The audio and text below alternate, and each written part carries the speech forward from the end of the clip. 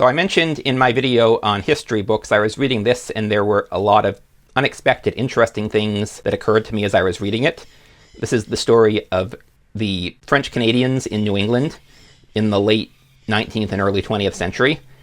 And one of the things that was interesting to me is, so he actually starts by talking about how the textile mills that came about in New England, how they were developed, and how they switched from having a workforce that was mostly middle-class farm girls who would go there to earn a little bit of a dowry and then they'd go back home, to a permanent underclass workforce of largely French Canadians, also some Irish, Polish populations as well.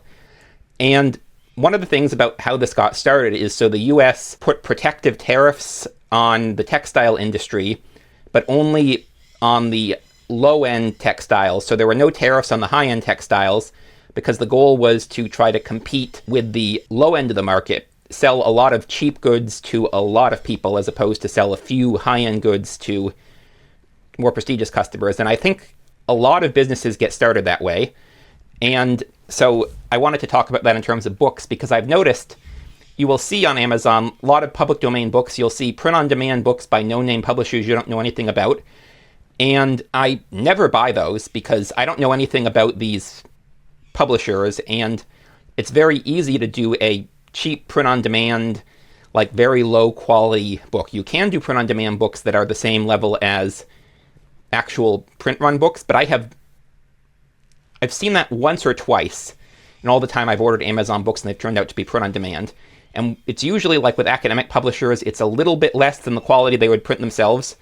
You don't really have a baseline for comparison when it comes to people who are just publishing stuff on Amazon print-on-demand. And basically what they're offering is they are saving you the trouble of setting up on Amazon yourself, taking this public domain book, setting up a Kindle direct publishing account, and setting all the formats and doing it. But I still, like, if I knew that it would be high quality and reliable, I would do that, but I don't, so I avoid those. And it's usually easy to tell because there is usually there's no publisher listed, but I've seen some books where there is no publisher listed, but there was still an actual publisher printing them. But something that was interesting to me is, so there's two publishers on Amazon that do published domain books, but they actually publish them. And they started out doing very low end, and they're both moving higher end. And so one of these publishers is Wordsworth Classics, and I forgot to pull, but they're now doing cheap hardcovers. So they initially did like very sort of knockoff Penguin Classics at home. And then they did this next line of these paperbacks that are slightly nicer. They have like a nice solid cover, nice feel to it. And the paper is like newsprint, but it's like on the level of Penguin Classics. And even the old Wordsworth Classics were still, they were actually printed on newsprint professionally. And so that is one thing, is that Kindle Direct Publishing is usually better quality paper than newsprint, but then the binding and the cover is often worse. And now they're doing hardcovers, and they've actually done like a few high-end hardcovers that are actually, they have the sewn-in bindings. Mostly they are the cheaper hardcovers where it's basically library binding, so it's glued in, but then there is like a hard cover to it. But they are, you can see they're starting at the lowest entry point, lowest price point, selling these newsprint $5, sometimes as low as $3 books. They've moved up a little bit, still newsprint, slightly nicer covers, and now they're moving into hardcovers, including a few real hardcovers. And there's a similar thing with Fingerprint Publishing in India, where they, I don't know if they started with paperbacks, but by the time I found them, they were doing public domain books that were hardcover. And they are sewn in, which I don't know how easy it is to, yeah, this one you can't really see. But they are on newsprint. And I honestly, I don't like this gold, like, edge to books. I don't hate it. Like, it's not, I'm indifferent to that versus just having an unsprayed edge. But I like books that have like nice, well-done decal edges even better. And I noticed initially the hardcovers were just very much, they felt like library binding books, like those hardcovers you would have if you're familiar with, if you're American, like you would have in school. They weren't really hardcovers, they're what's called library binding. But they had the sewn-in binding, which I appreciate. The formatting is good on these books, although the copy editing has not been great. Like, I find typos in them.